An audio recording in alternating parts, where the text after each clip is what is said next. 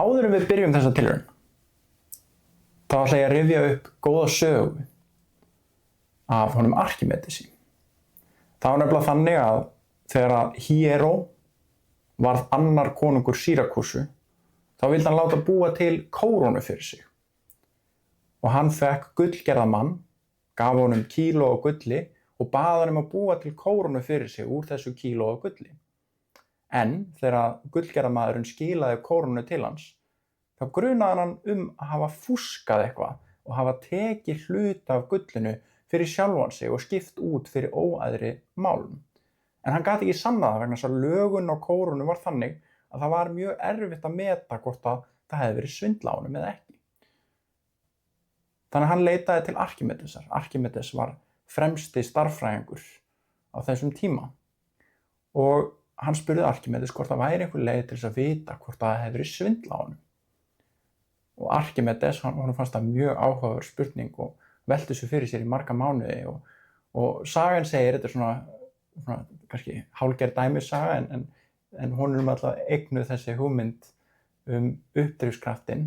En sagan segir að Arkímedes hafi farið í bað í Sýrakúsu og þegar hann fór ofan í baðið þá hafi vatnið farið yfir bakka baðkarsins og þá hafi hann öskrað upp fyrir sig: Evreka! Sumir segja Eureka en ég held maður að segja Evreka ef maður grikki.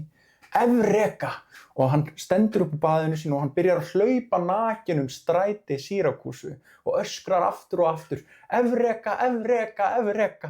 Eða ég hef fundið. Evreka þýðir nefnilega ég hef fundið. Og hvað var það sem hann hefði fundið? Jú, hann hefði komist að því að þegar hlutum sökkt ofan í vatn, þá léttast þeir jafn mikið og rúmmál þess vökva sem þeir ryðja frá sér. Og í þessari tilraun þá ætlum við að skoða hvað það þýðir og hvað afleiðingar það hefur, af hverju hann gat þá komist að því hvort það hefði verið svindlað á konungnum, honum Hieró, öðrum eða ekki. Og niðurstaðan var að það hefði verið svindlað á Hieró og sá sem svindlaði á honum var tekinn á lífi, þannig að þetta er kannski svona þannig saga. En ok, við erum satt með hérna búnað, ég er með ílát með vatni, þetta á að vera svona baðkari og ég ætla að reyna hérna að vigta baðkarið þegar það er alveg fullt. Og núna ætla ég að fylla þennan hérna með vatni og ég ætla að fara alveg upp á brún, þetta er svona smá nákvæmnisvinna. Við erum alveg upp á brún.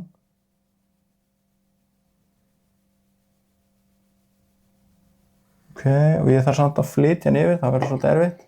En þetta er svona 1076 grömm. Þetta mun vera smá hérna vesen.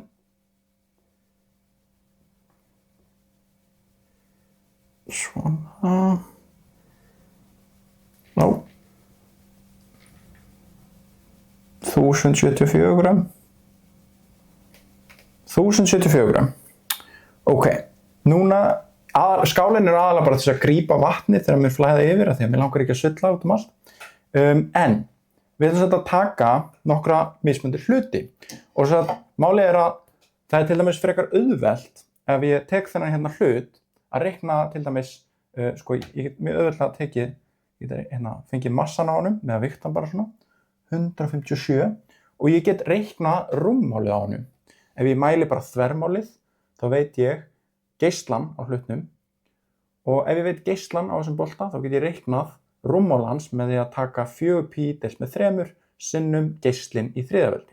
Þá fæ ég rúmmálið og ég veit massan, þá veit ég það sem heitir eðlismassi. Eðlismassi er mælikvarði á massa á rúmmálseiningu. Þannig ég tek massan og ég deili með rúmmálinu, þá fæ ég eðlismassa hlutarins.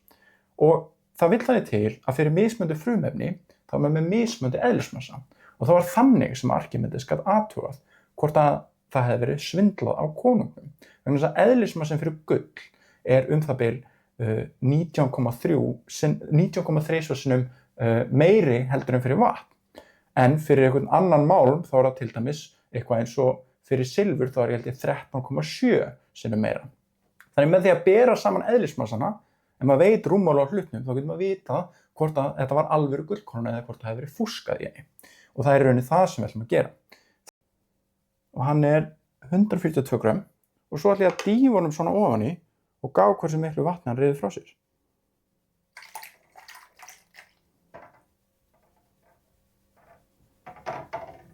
svona, ok? Og tökum hann aftur upp úr og pössum að ekkert af vatninu sem hérna inni farið með, búm, svona, ok? Og þá get ég viktað aftur.